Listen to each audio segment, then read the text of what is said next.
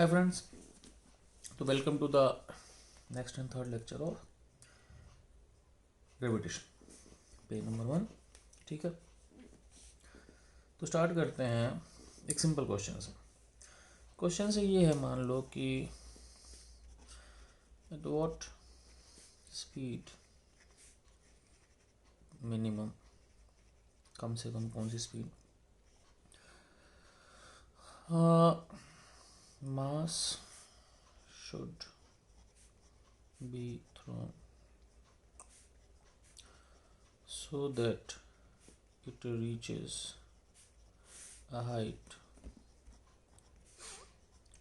equal to radius of earth।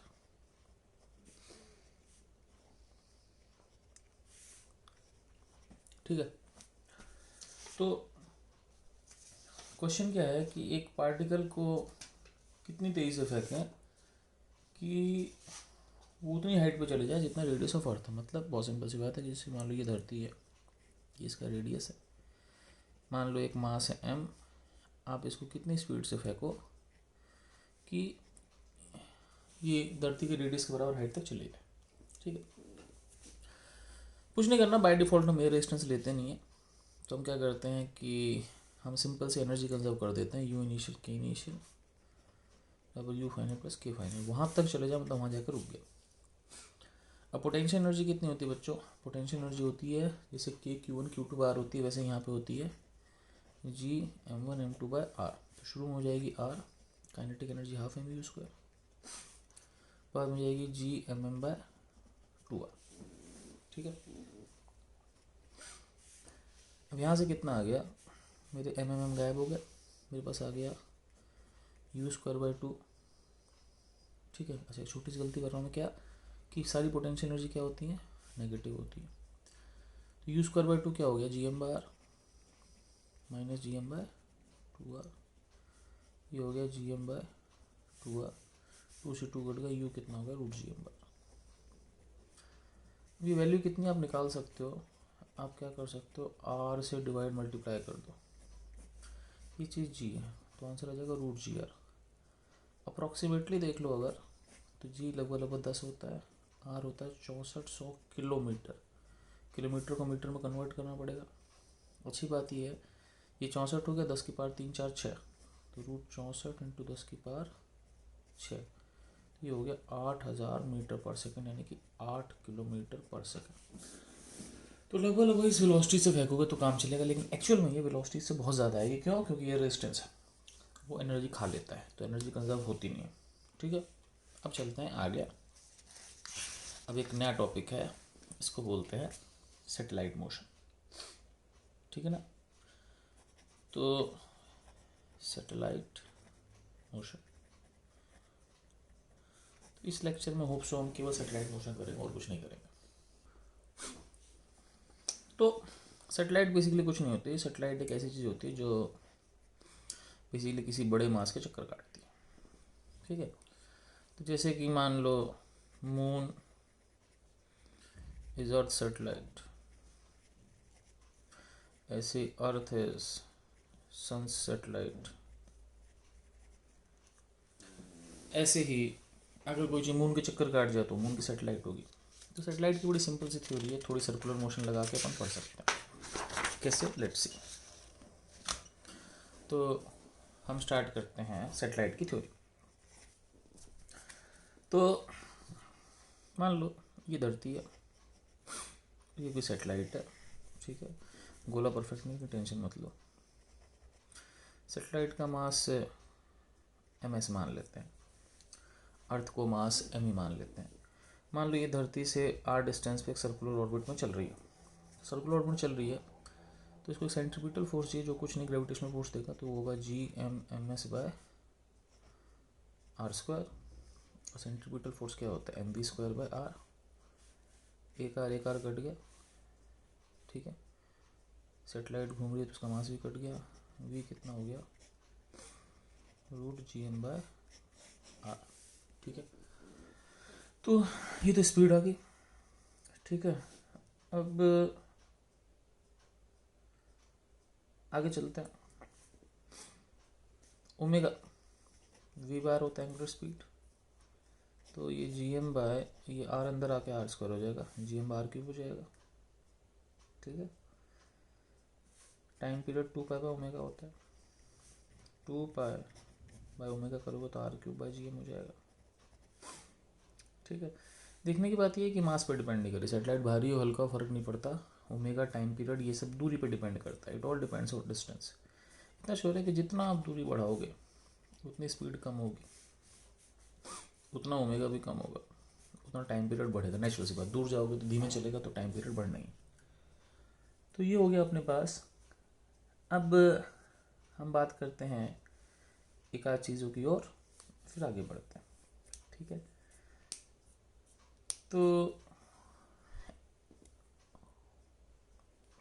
मान लो question है, a satellite has time period of 12 hours and it is over equator के ऊपर है, then in what time will it be re-seen दोबारा दिखेगी if it rotates a west to east, b east to west। ठीक, अब समझना मेरी बात, मैं आपसे क्या कह रहा हूँ, सुनना इस बात को कि बेसिकली धरती की बात करते हैं। पहले मैं आपको बताऊँ, हमेशा धरती जो होती है हमेशा वेस्ट टू ईस्ट रोटेट करती है। इसको मैं कई बार समझाता हूँ बच्चों को, शायद मैं पहले भी कोई समझा चुका हूँ लेकिन फिर समझाता हूँ। जैसे कि मान लो ये सब वो धरती है, मान लो इधर जापान है, इधर चाइना है, फिर इंडिया आता है, फिर अफ्रीका आता है एंड सो ऑन। बट आप मैप में देखो तो जापान, फिर चाइना, फिर इंडिया। ठीक है ना, ऊपर नीचे हो सकता है लेकिन यही पोजिशन होती है राइट में। अब मान लो कि यहाँ पे अंधेरा है, क्यों? क्योंकि सूरज उधर है। तो सूरज उधर है तो सबसे पहले सूरज किसको दिखता है? जापान को। इसका मतलब धरती ऐसे घूमे ताकि सबसे पहले जापान को दिखा, फिर चाइना को, फिर इंडिया को, है ना। तो धरती हमेशा कहाँ घूमती है? West to east. ठीक है, अब चलते हैं आगे क्वेश्चन का नेक्स्ट, मतलब आगे चलते हैं। धरती की रोटेशन पता है तो पहले केस में क्या है, अब हम धरती को ऊपर से देखते हैं। ठीक है, मान लो ये धरती का ऊपर से कोई नॉर्थ पोल है सपोज। ठीक है, अब नॉर्थ पोल धरती का ये रहा, तो मान लो धरती ऐसे घूम रही है। ठीक है ना, इस टाइप से घूम रही है। ठीक, अब सैटेलाइट जो है, सैटेलाइट ऊपर घूम रही है। ठीक है, और पहले केस में सैटेलाइट भी ऐसे घूम रही है। मान लीजिए इक्वेटर पे कोई आदमी खड़ा। ठीक है, अब फ़र्क ये है कि जो धरती घूम रही है, धरती का टाइम पीरियड कितना है? 24 घंटे। और जो सैटेलाइट घूम रही है, सैटेलाइट का टाइम पीरियड कितना है? 12 घंटे। ये दोनों का फ़र्क है। सही, तो अगर तो ये भी 24 घंटे का टाइम पीरियड घूमती तो ये हमेशा से खोपड़ी पर रहता, लेकिन ये 12 घंटे में घूम जाती है। तो क्वेश्चन ये है कि कितनी देर बाद ये सैटेलाइट इसको दोबारा उधर दिखेगी। अब देखो, ये जल्दी चक्कर काटती है, इंसान लेट चक्कर काटता है, इसका मतलब ये इसके तेज चलेगी। ठीक है, तो कितनी देर बाद दोबारा मिल जाएंगे हमको देखना है। अब इसको एम बोल देते हैं मैन, इसको एस बोल देते हैं सैटेलाइट। मान लो कि मैं सेंटर से देख रहा हूँ। ठीक है, तो ये नॉर्थ बोलो, मान लो कि मैं खुद सेंटर पे आ गया।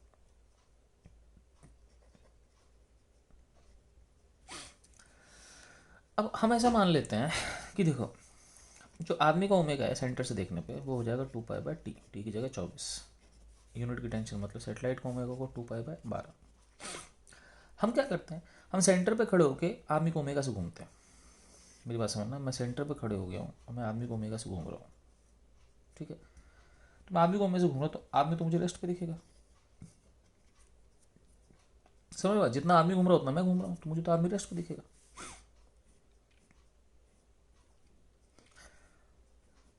अब क्या हुआ, ये जो सैटेलाइट है, ये सैटेलाइट जो है ये मुझे कितने से घूमते दिखेगा? इसका जो मुझे सैटेलाइट का ओमेगा दिखेगा, ठीक है, वो दिखेगा omega satellite minus omega M, क्योंकि मैं खुद ओमेगा एम से घूम रहा हूँ। ठीक है, तो ओमेगा सैटेलाइट हो गया 2 pi bye 12 minus 2 pi bye 24।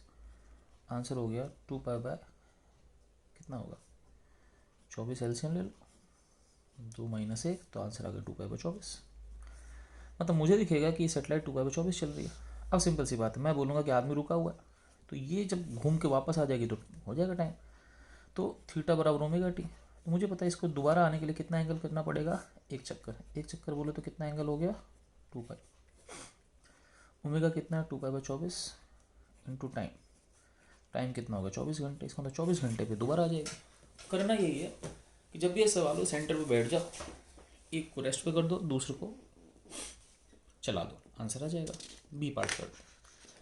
Page number 3 था ये।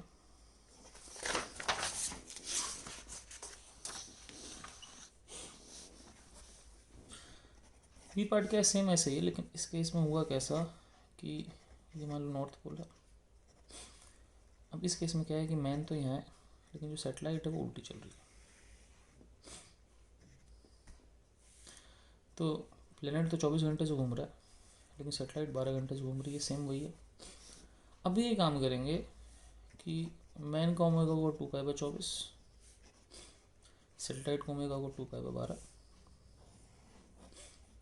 हम लोग सेंटर पे बैठ जाएंगे और हम लोग घूमेंगे मैन के ओमेगा से, जिससे मैन किस पे आ जाएगा, रेस्ट पे। ठीक है। अब जो सेटेलाइट होगी, है ना, सेटेलाइट का ओमेगा कितना देखा, अब ध्यान रखना कि आदमी जो है वो ऐसे घूम रहा है, तो हम ऐसे घूम रहे हैं, सेटेलाइट ऐसे घूम रहा है, तो हमको जो ओमेगा ऑफ सेटेलाइट दिखेगा ना, है ना, सेटेलाइट का जो ओमेगा दिखेगा वो दिखेगा सेटेलाइट प्लस मैन। क्या आप समझ रहे हो, सेटेलाइट ऐसे था, मैन ऐसे था, हमको डबल घूमता दिखेगा, ये इधर, दोनों जुड़ जाएंगे ऑपोजिट डायरेक्शन में। एक्चुअली आप अगर वेक्टर वाइज देखो तो ये इधर है, ये इधर, करना माइनस ही, लेकिन दोनों जुड़ जाएंगे। तो सेटेलाइट का है 2π/12, ये हो जाएगा 2π/24। दोनों का आपने एलसीएम ले लिया, 2π 2 + 1 कितना हो जाएगा, 2π/8। और सिंपल ये बोलेगा मैं रुका हुआ हूँ, ये एक चक्कर लगा के वापस आएगा। ठीक है ना भाई। तो थीटा बराबर कितना होता है, ओमेगा टी। एंगल कितना कवर करना, 2π। ओमेगा कितना, 2π/8 इंटू टी। तो टाइम कितना हो गया, 8 घंटे। तो 8 घंटे में दोबारा दिख जाएंगे ये। ठीक है। तो एक बार आंसर 24 घंटे आया, एक बार आंसर 8 घंटे आया। ठीक है, कोई दिक्कत नहीं, आगे चलें। अच्छा, पिछले क्वेश्चन में आप ऐसे भी सोच सकते हो कि मान लो जैसे लास्ट वाला क्वेश्चन था आपके पास, कि ये क्वेश्चन था आपके पास। अब इसमें आप ऐसे भी सोच सकते हो कि ये एक चक्कर 12 घंटे में लगा रहा है, एक चक्कर 24 घंटे में लगा रहा है। ठीक है ना। तो ऐसा हुआ कि ये इसके आगे चलता है, तो ये 12 घंटे में यहाँ आएगा, ये 24 घंटे में यहाँ आ जाएगा। समझना मेरी बात। जैसे आदमी जो है वो ये इसके आगे चले जाएगा, तो क्या होगा, आदमी यहाँ आएगा और सेटेलाइट यहाँ चल जाएगा 12 घंटे में। उसका दोबारा सेटेलाइट चलता रहेगा, आदमी चलता रहेगा, और आदमी के एक चक्कर है, सेटेलाइट के 2 चक्कर को दोनों मिल जाएंगे। ठीक है। यहाँ भी आप ऐसे ही सोच सकते हो, चाहो तो मत सोचो, सिंपल सी बात है, मैथमेटिकल कैलकुलेशन है। ठीक है। ये पेज नंबर हो गया मेरे पास 4। अब हम चलते हैं आगे। चलो भी आगे चलते हैं, पेज नंबर 5। हम बात करते हैं एनर्जी ऑफ सैटेलाइट। तो एक सैटेलाइट अगर घूम रही है तो उसकी 2 एनर्जी होती है। तो जो टोटल एनर्जी होती है वो होती है काइनेटिक प्लस पोटेंशियल। काइनेटिक होगी ½ mv², पोटेंशियल होती है Gm/m/r। यहाँ पे छोटा m सैटेलाइट का मास है, आप ms भी लिख सकते हो। अब आपको पता नहीं याद है कि नहीं, लेकिन मैं आपको याद दिला दूँ कि एक सैटेलाइट की जो स्पीड होती है वो √Gm/r होती है। यहाँ लिखिए ना, तो इसका स्क्वायर करोगे तो Gm/r आ जाएगी, -Gmm/r। ठीक है। तो ये हो गया आपके पास Gmm/2r। तो ये आंसर आ जाएगा -Gmm/2r। ये टोटल एनर्जी होगी। ठीक है, कोई दिक्कत। अच्छा भाई, अब हो गया ना आपके पास, तो ये हो गया। तो बेसिकली सोचने की बात यह है कि टोटल एनर्जी होती है -Gmm/2r, पोटेंशियल एनर्जी होती है -Gmm/r। काइनेटिक एनर्जी होती है Gm/2r, मतलब मॉडुलस वाइज ये दोनों काइनेटिक एनर्जी इतनी होती है, मतलब ये सेम बाय मैग्नीट्यूड है या मॉडुलस वाइज सेम, ठीक है। तो मतलब जैसे कि ये है कि अगर काइनेटिक एनर्जी मान लो 10 जूल है तो टोटल -10 है, पोटेंशियल -20 है, ठीक है। ये तो एनर्जी की बात हुई। अब एक चीज होती है वेटलेसनेस। वेटलेसनेस का मतलब ये नहीं कि वेट जीरो हो गया, ठीक है, does not mean weight zero, it means normal zero हो जाए, क्योंकि एक्चुअली हम लोग वेट नाप ही नहीं सकते, नॉर्मल नापते हैं। तो अगर कहीं नॉर्मल जीरो हो जाए तो हम बोलते हैं कि वो वेटलेसनेस है। जैसे कि फ्री फॉल, जैसे कि मान लो आप एक लिफ्ट में हो और आप लिफ्ट में क्या हो कि आप एक मशीन पे ऐसे खड़े हो, ठीक है, और ये लिफ्ट फ्री फॉल में होगी। अब इस केस में नॉर्मल क्या हो जाता है, mg माइनस है। अगर ए खुद जी हो जाए तो नॉर्मल क्या होगा, ज़ीरो। तो ये मशीन आपका वेट ज़ीरो नापेगी। तो अगर आपने मशीन छोड़ दी तो ये वेटलेसनेस बोलते हैं इसको, ठीक है। समझ रहे मेरी बात? अब ध्यान रखना कि in a satellite we always feel weightlessness. Satellite में आप हमेशा वेटलेसनेस फील करते हो, क्योंकि बहुत सिंपल है। सोचो जैसे कि मैं आपसे ये कह रहा हूँ कि सब कुछ धरती है और धरती पे कोई सैटेलाइट चल रही है, ठीक है। अब सैटेलाइट में क्या हुआ कि मान लो धरती पे सैटेलाइट बना देते हैं। सैटेलाइट में मान लो एक वेइंग मशीन है, वेइंग मशीन में एक आदमी है या कुछ भी मास है, थोड़ा एब्रप्ट डायग्राम है लेकिन मान लो। अब क्या हुआ, ये वेइंग मशीन इसका मास नापता है, तो ऊपर नॉर्मल हो गया, नीचे कितना हो गया, जो भी हो गया, मान लो mg डैश हो गया, वहाँ पर जी की वैल्यू मान लो g डैश है। अब mg dash minus normal is equal to mv² बार, ठीक, सही कह रहा हूँ मैं? अब समझ में बात है। अब होगा क्या, नॉर्मल क्या होगा, mg डैश माइनस mv² बार, ठीक।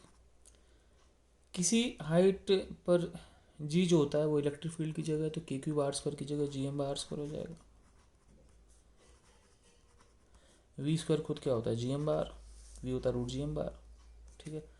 r की जगह यहाँ पर छोटा आ आएगा, ध्यान रखना, यहाँ भी छोटा आ आएगा, यहाँ भी छोटा और यहाँ भी छोटा, क्योंकि इसका रेडियस छोटा आ रहा है। तो ये gmm/r², ये भी gmm/r², नॉर्मल ज़ीरो आएगा। तो कॉमन सेंस की बात है कि भाई नॉर्मल ज़ीरो आएगा, ठीक है ना। तो आप किसी भी उसमें होंगे सैटेलाइट में तो आपका नॉर्मल ज़ीरो हो जाएगा, आप वेटलेस हो जाएंगे। तो आपने कभी देखा होगा किसी किसी ऐसी वीडियोस में दिखाते हैं कि सैटेलाइट पे या कोई धरती के चक्कर काट रहा है, उस पर वो लोग वेटलेस हो जाते हैं, मतलब ऐसे हवा में उड़ते रहते हैं। तो सैटेलाइट में इंसान वेट